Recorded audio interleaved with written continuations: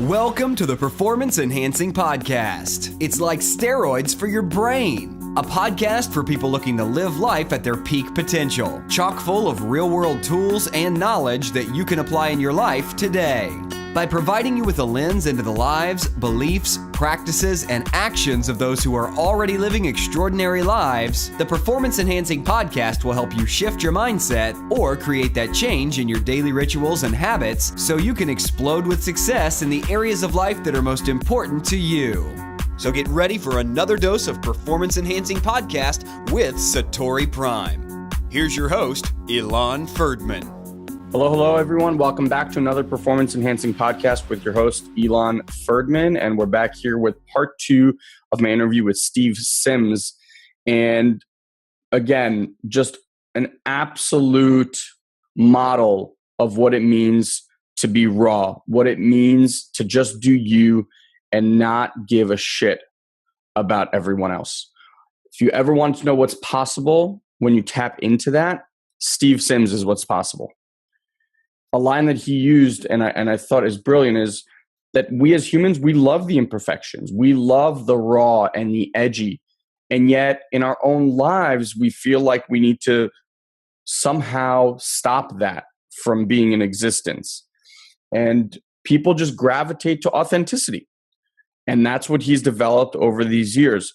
In this particular section, we kind of stopped talking about the BlueFish business and we talk a lot more about his Ugly Sims business, which is the whole concept of this being raw, and he takes that into the marketing world. Very, very cool. He's going to share with you some tips as well and some incredible stories along the way that he's learned. So enjoy part 2, and I'll talk to you real soon. I noticed that a lot of people, King's Clothes, or I think you called the fable the Emperor's Clothes, the story about only intelligent people can see the clothes and the Emperor or the King's naked. People try to overcomplicate things, and they try to put on a sharp suit, and they try to wear a 50 grand watch, and they lease the shit out of a priceless car that they can't afford just to impress someone else when it's not. We're animals, okay? And we meet someone, and we're a couple of degrees past the dog. We're sniffing each other out. Do I like this person? Can I trust this person?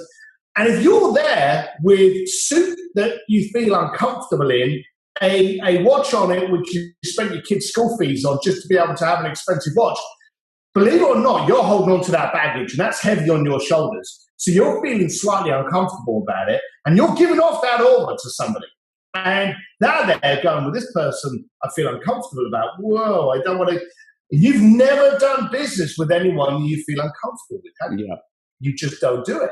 So the trouble is you're not actually given the right perception. It's much better to walk in there with a Mickey Mouse watch on and a T-shirt and just go, should we have a beer? Let's chat. If we connect, great. If we don't, hey, I respect your time, okay? And just be you, because it takes far more effort to be someone who you're not than it is for you to be you. So I got asked a couple of places to speak because I was doing this weird and wacky stuff, sending people down the Titanic and all that stuff. And I got asked to speak. And then I noticed that I was actually talking about being an entrepreneur and identifying your brand and standing out within the marketplace and how to keep things, I hate this, it makes me sound like Jay-Z, but how to keep things real. And then I was being asked to talk not about BlueFish, not about what I do, but how entrepreneurs can identify a marketplace for them. And strangely enough, I got called to speak at Harvard. And the short story here is that I actually thought it was an April Fool's joke. So I actually told the person on the phone, fuck off.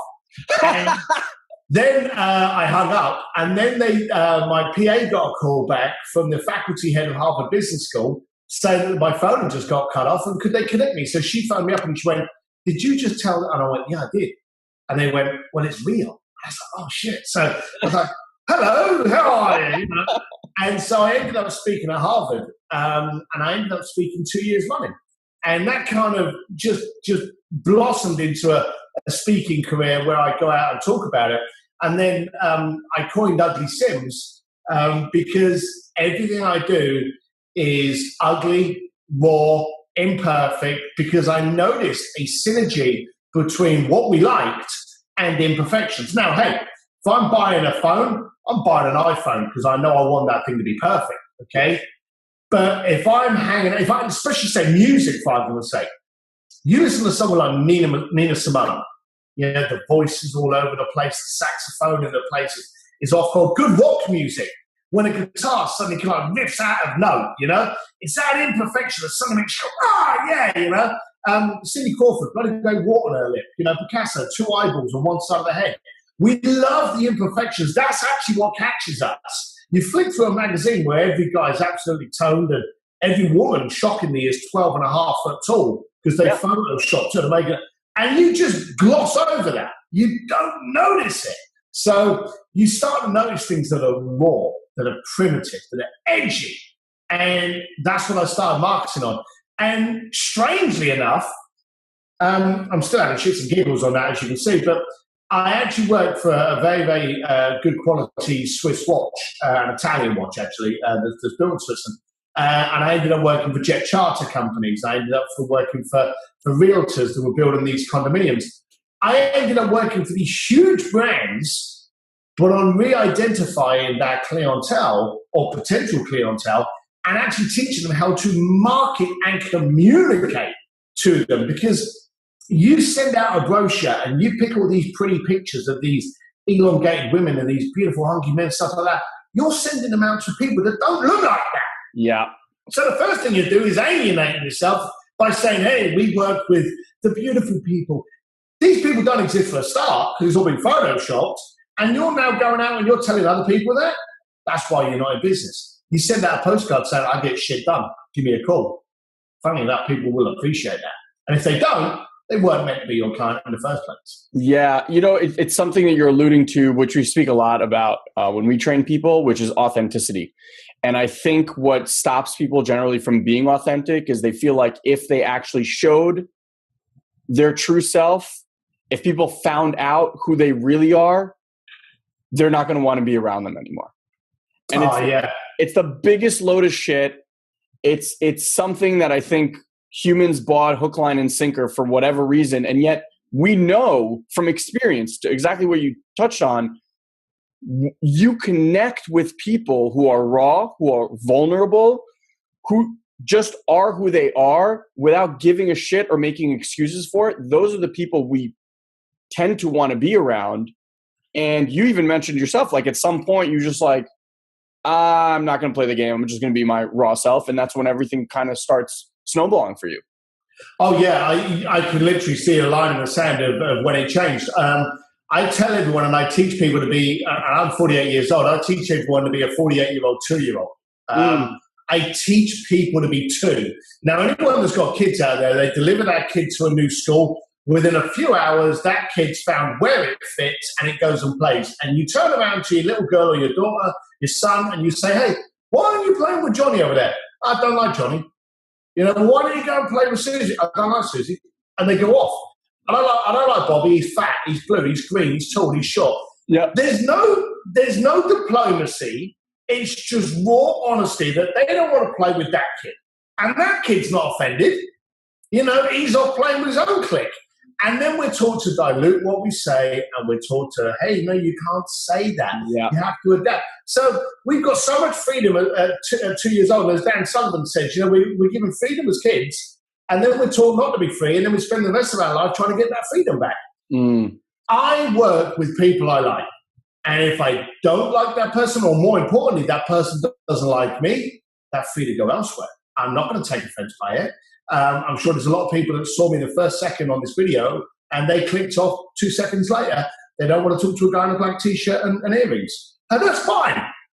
I'm not trying to get your business. For all those other people out there that are saying, hey, I like the way this guy's being raw and energetic, that's just because it's me. I'm not trying to give you something I'm not. Yeah. And if it resonates and helps you with your business, then that's what I want. That's the purity I'm trying to get across. Yeah, it's so funny. I'm sure you have this experience where people will see you on a video or something and they somehow expect that you're going to be different when they meet you. And then when you're not, it's refreshing to them. They're like, wait, so you're always like that? I always try to explain to people that if they meet me at a live event and we go grab a beer, this is exactly what they're going to get. It's not all of a sudden like video version Elon turns off and I turn into something else. I gave that up so many years ago because, like you said, it was just a pain in the fucking ass to try. It's heavy. Something. It's heavy, isn't it? Yeah, it's ridiculous. Yeah, that stuff's a monkey on your back. And it's hard work to be somebody else. It is easy. It takes no effort to be you. Yeah.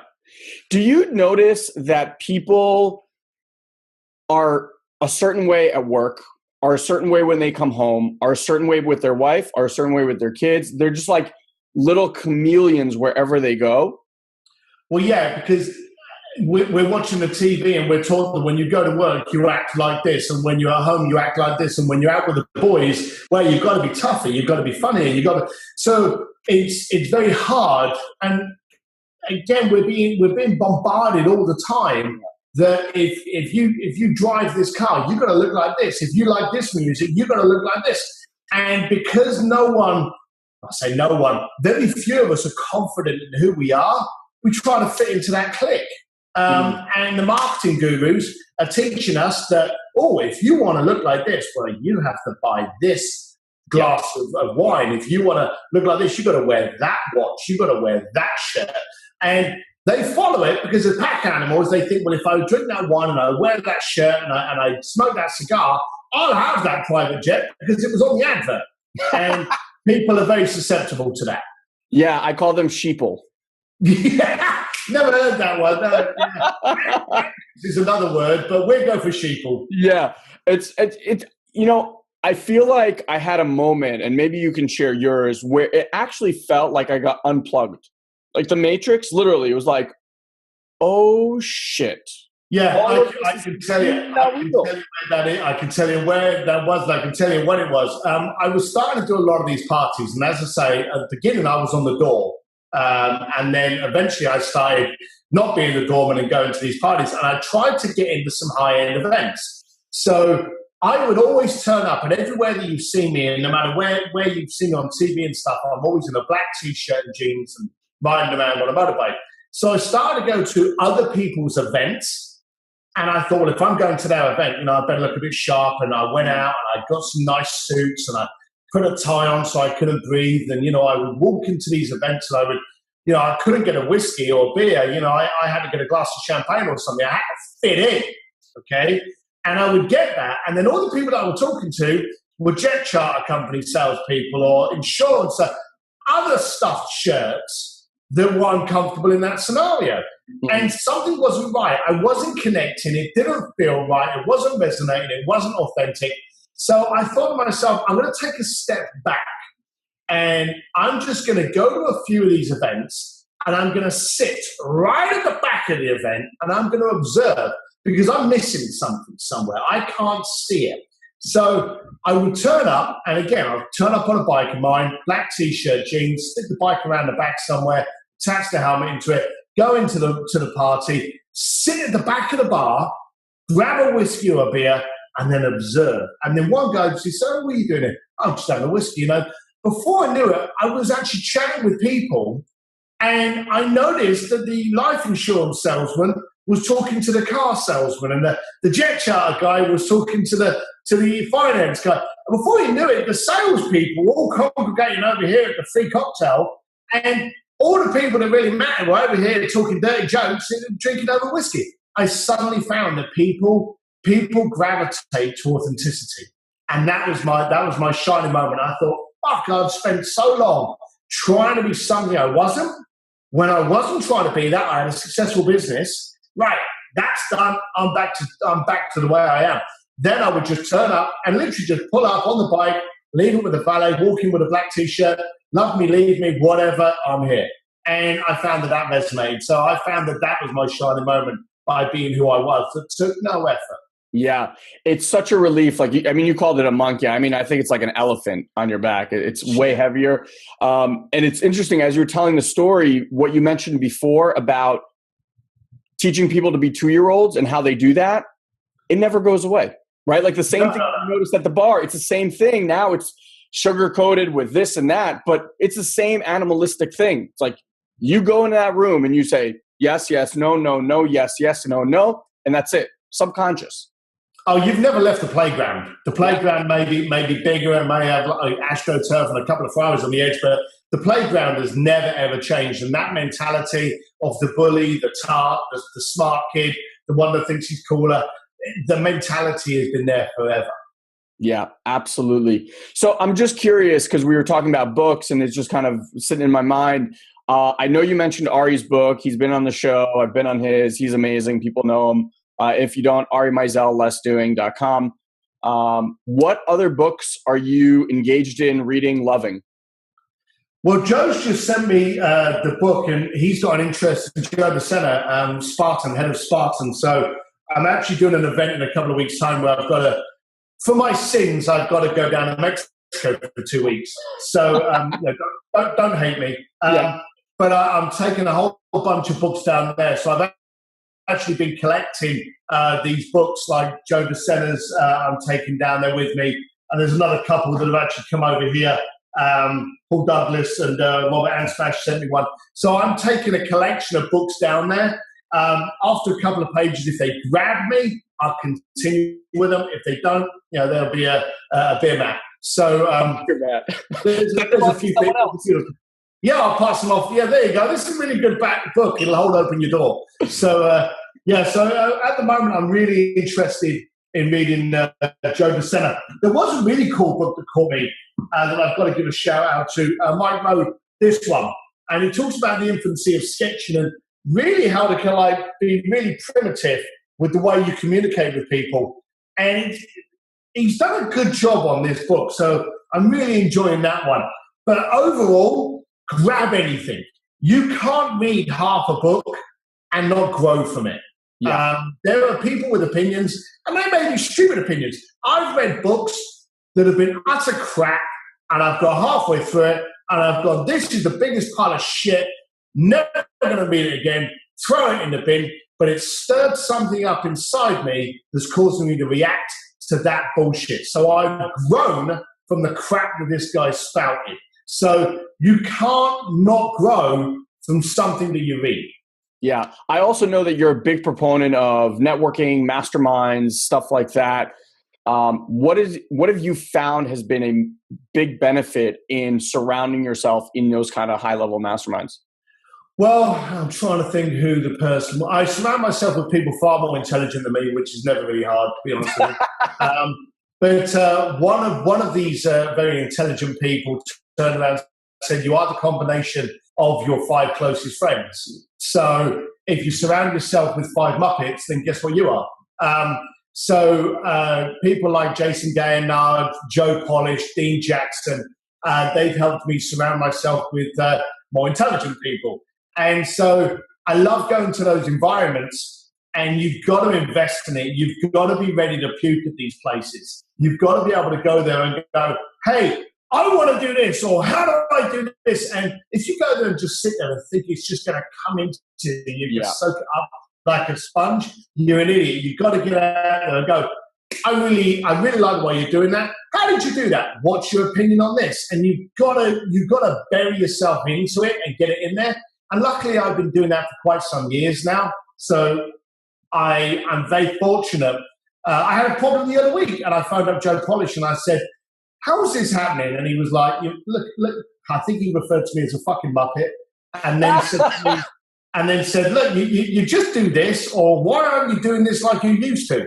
And we do dangerously overcomplicate things. Yes. And I suddenly went, I don't know. And he went, well, there you got the answer, and hung up on me. So it's good that you can actually surround yourself with people. So I love networking to a point. I'm not the guy that loves to go in there, get the free drink and go, oh, hi, my name's Stephen. I'm really important. Let me tell you why.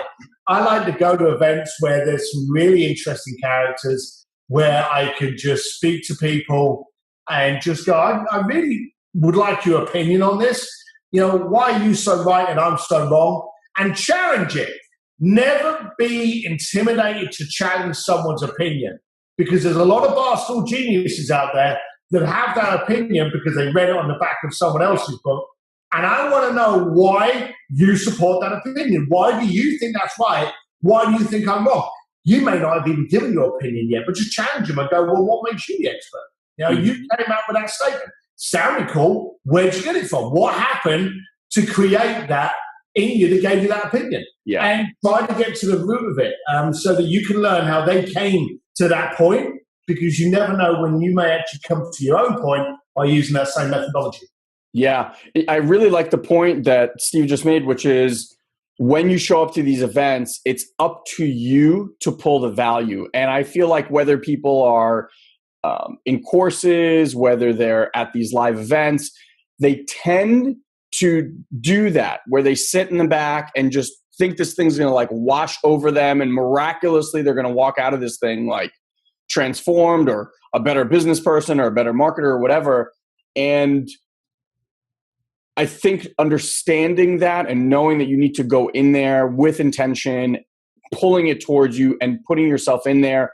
And, it's funny, you like keep self-deprecating, but clearly you're smart enough to know what you need to do and who you need to surround yourself with in order to have the life that you have.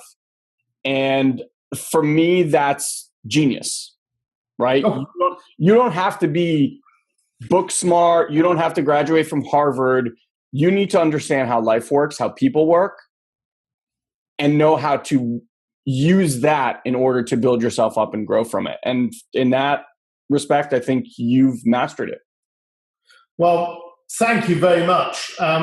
Just to expand a little bit more on that, when people go to these events, and I go to a lot of events, I go to a lot of networking events, a lot of mastermind events, a lot of these seminars. Do be prepared that 40% of it is shit. 40% of it is not going to resonate with you. 40% of it could be speaking to you in Hindu. You'd have no idea what the bloody hell they're on about, okay? You can spend 2 days at a seminar and hear one line that you now incorporate into your life, your relationship, your love, and it changes things. You only need 1 degree to go from here to end up here. Yeah. So just go along and look for that one nugget. And I've been to events where I'm on the second day at 3:30 in the afternoon and I'm thinking, nothing's connected, nothing's resonated, nothing's made me sit up in my chair and get off these free Skittles. And then someone stands up online and says, well, why didn't we do this? And I've just gone, whoa, can you back up? Why do you say that? Well, if we did this, we do that. And I'm like, whoa, here we go. And then it literally is that one thing that gets you back to motivation and propelling you in the right path, a different path, but it gets you moving. And all you need to do is get that one step forward to be going in the right direction. Yeah. And I also found that in those events, generally, like whatever happens in the room, but dinner, bar, meeting people, interacting with people, that more of the connection, that one-on-one, getting to know someone, why they think about the world a certain way, how they're doing things, that to me is always the gold. And that's the reason that I love going to these things. I mean, the speakers are great, and sometimes you land on an amazing speaker, but generally, I think the people in the room, for me, impact my experience much more than just the speakers. Absolutely. You can be sitting next to the answer without knowing it until you actually ask the right question. Yeah. You generally are sitting next to the perfect person. Yeah. That I found. It's just, you may not know. And it's always like funny. You look over to your right and your left, you're like sizing up the people. You're like, who is this person? Why am I sitting next to them? And then all of a sudden you start chatting. You're like, all right, now I get it. Yeah. Bear in mind, they're in the same room for the same reason. So you're already kindred spirits. Yeah, exactly. So I want to ask you this final question, which we ask all our guests. And it's the cliche of, I wish I knew then what I know now. So you've had multiple life experience, multiple careers. But what's something you wish you would have known earlier on that you would have gone back and told yourself, or that you just wish you would have done? I played this game, and as you know, I've done a few interviews, and I've had that question, a couple of times. Who is it? They stole my question? Who dare do that? I'm glad. Do you know, the funny thing is, I've done things that I wish I hadn't have done, and I've got hurt and scarred, both physically and financially and mentally. But each time it's propelled me to do something different. Yeah. And I've gone back and I've gone to myself, well, you know, I tried going up that hill on that motorcycle and I fell off and I broke my arm and so the arm heals up and I know that I need a lighter bike with a bigger engine. And the next time I get up that hill, I wish I hadn't broken my arm, but if I hadn't broken my arm, I wouldn't know what was necessary to get me up that hill. Now I'm the king of that fucking hill. So I'm not sure that there's anything that I wouldn't have done, but I would have tapped myself on the shoulder, passed myself a good whiskey, and just said, hold on, and just smile at everything. I think that would have been it. That's really good. It's funny. I was just talking to my brother right before we got on here, and he's just going through some stuff right now. And we were just talking about how the stuff that we tell ourselves about certain situations can make it either super heavy or enjoyable, life lesson, growth, etc. And it's interesting that you just said that, which is just smile through it, which is kind of like the theme of this, keep it simple, right? Yeah. Just smile through it, and you'd be amazed what a smile does, right? Like you're a master at this probably, where you walk into the room, you smile at someone, it just completely disarms them. They almost like I don't know. I walk in the room and some people think, who the fuck's that and how did he get into my party? So I have a slight, I'm well known for being 230 pound of ugly. So I'm not quite sure a smile gets me anywhere. It's usually, the funny thing is I'll walk into a room and people will kind of look at me a bit kind of like, wow, I'm not going to talk to that guy. And then maybe the host of the party will come up to me, or I'll walk in with someone. And I've walked into parties with people before and they're like, wow, he's receiving. So I get funny reactions. That's amazing. It's amazing. Steve, I just want to thank you for coming on here and just sharing your gift, your rawness, your authenticity with our audience. And I hope that for anyone listening, aside from just the stuff that we spoke about, if you could just use Steve as an example of what's possible when you are you. Just do you, and that's possible. And I'm sure Steve will attest to the fact that, just like you said, like a big man, earrings, bald hair, like biker looking guy, wearing it all out on his sleeve and having this kind of impact on the world. And like you said, a lifestyle engineer for others. I don't know that you would have even thought that that's where you could get with what you had. No. And it's just brilliant. Absolutely brilliant. So thank you very, very much. And can't wait to see you soon, man. All the best. Cheers. Bye. Bye. All right. So that wraps up the interview with Steve Sims. Hope you really, really enjoyed that one. Again, if you want to check him out, it's bluefish.com or uglysims.com, like his last name. Real cool stuff. Real great guy to just be around. If you can watch some more videos of him, I think they're fantastic. With that, again, just want to remind you guys, again, I got a few more emails, but if you would just please email us and let us know about the coaching program. This is going to be the last time I ask. We're just really trying to do a little bit of our due diligence before we put all of our efforts into creating something really kick-ass. So let us know if you're interested in a personal development mindset type training with Guy and I. It's in a group, but there will be a lot of one-on-one coaching potential. And we're going to talk about things of overcoming your fears, creating the life that you want and love, the one that you've always dreamed about, whether that's in relationships, business, health, etc. We're going to tackle all of these things together. So again, let us know if it's something you'd be interested in, and also what price point you think would be good for that for a monthly fee. We're probably looking at meeting every 2 weeks live for the live coaching, plus obviously support in group and email and some side conversations as well. But there would be probably two and a half hour sessions each and every month. Okay. With that, thank you guys so much for listening. Thank you so much for sharing this with people that you know and love. It means the world to us. Have an amazing day. Thank you for joining us on this week's Performance Enhancing Podcast. We've taken this pep talk and created a custom action guide so you know exactly what action steps to take now to grow your business. Just head over to satoriprime.com/podcast and download it for free. Also, please leave a comment and rate this podcast on iTunes. It'll help us get the word out. Thanks for listening. Now, go and implement. We'll see you next time. Did you run through doors?